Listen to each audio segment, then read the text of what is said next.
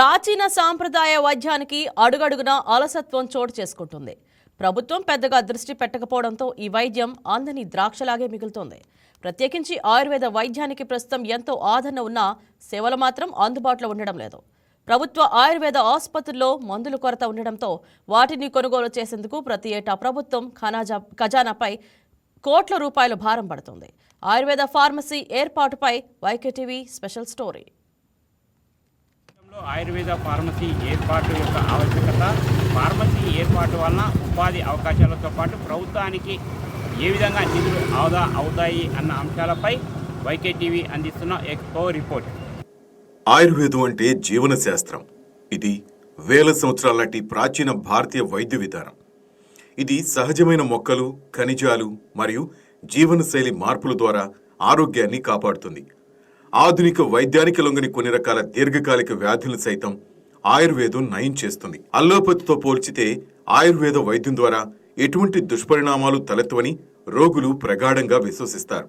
మానవుడి జీవ ఆయుష్ను పెంచేందుకు ఆయుర్వేద వైద్యం ఉపయోగపడుతుండటంతో నేటి ఆధునిక కాలంలో ఆయుర్వేద వైద్యం వైపు ప్రజలు మొగ్గు చూపుతున్నారు.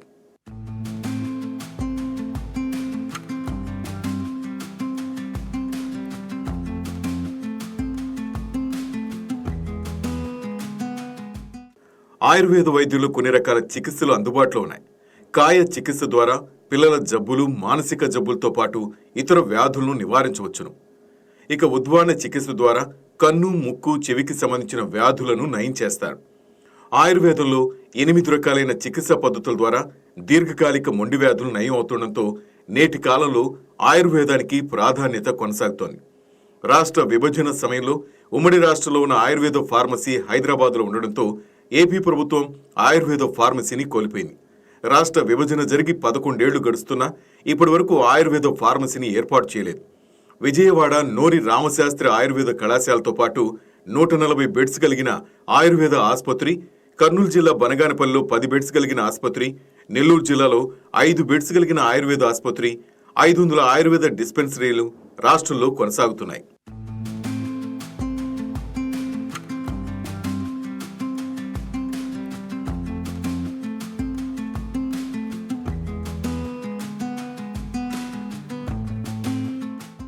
ఆయుర్వేదంపై ప్రజల్లో ఆసక్తి పెరిగిన దశలో వైద్య సేవలు మాత్రం మొక్కుబడిగా మారుతున్నాయి.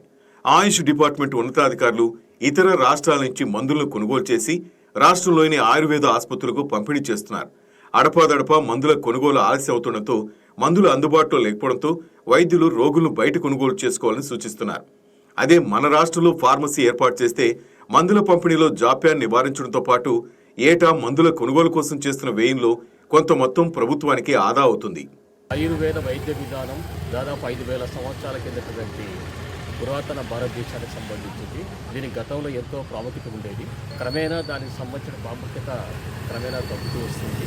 దీనికి ప్రధానం ఏంటంటే ఈ ఆయుర్వేదంలో వాత, పిత్త, కఫ మధ్య సమతుల్యం సాధించడం ద్వారా మనిషి యొక్క మానసిక ఆరోగ్యాన్ని, శారీరక ఆరోగ్యాన్ని సాధించటము, తద్వారా రోగ నిరోధక పెంపొందించడం దీని ప్రధాన ఉద్దేశం.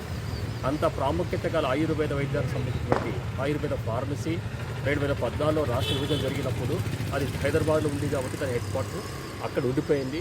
ఆ తర్వాత 11 సంవత్సరాలు అయిన తర్వాత కూడా ఇప్పటికి కూడా దాని పట్ల ప్రభుత్వం కానీ అధికారులు దృష్టి సారించకపోవడం చాలా విచారకరం. దానివల్ల ఇప్పుడు మనకు కర్నూలు జిల్లా, ఉమ్మడి కర్నూలు జిల్లాకు సంబంధించి నల్లమడ అడవుల్లో చాలా వందల సంఖ్యలో ఔషధ మొక్కలు విరివిగా మనకు లభ్యమవుతున్నాయి. అనేక పరిశోధనలు కూడా తేటతెల్లమైంది.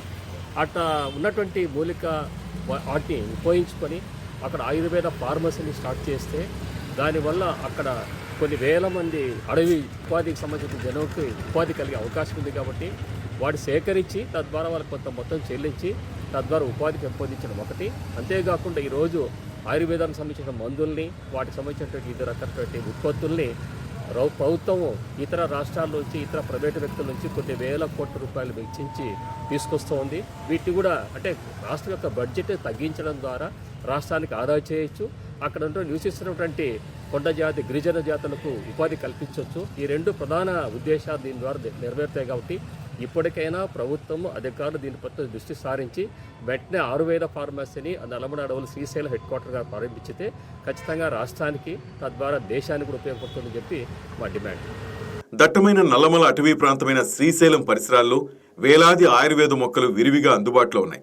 ఇక్కడ అందుబాటులో ఉన్న ఆయుర్వేద మొక్కలతో శ్రీశైలం ఫార్మసీ ఏర్పాటు చేయడం వల్ల ప్రభుత్వానికి 2 రకాల ప్రయోజనం చేకూరుతుంది. ఫార్మసీ ఏర్పాటు చేసి మందులు తయారు చేయడం వల్ల ఇతర రాష్ట్రాల నుంచి మందులు కొనుగోలు చేయాల్సిన అవసరం ఉండకపోగా ప్రభుత్వానికి నిధులు కూడా ఆదా అవుతాయి. పైగా ఫార్మసీలో మందుల తయారీలో గిరిజనులకు ప్రాధాన్యత ఇవ్వటం వల్ల వారికి ఉపాధి కల్పించడం వల్ల కూడా కొంత నిరుద్యోగ సమస్య పరిష్కరించినట్లు అవుతుంది.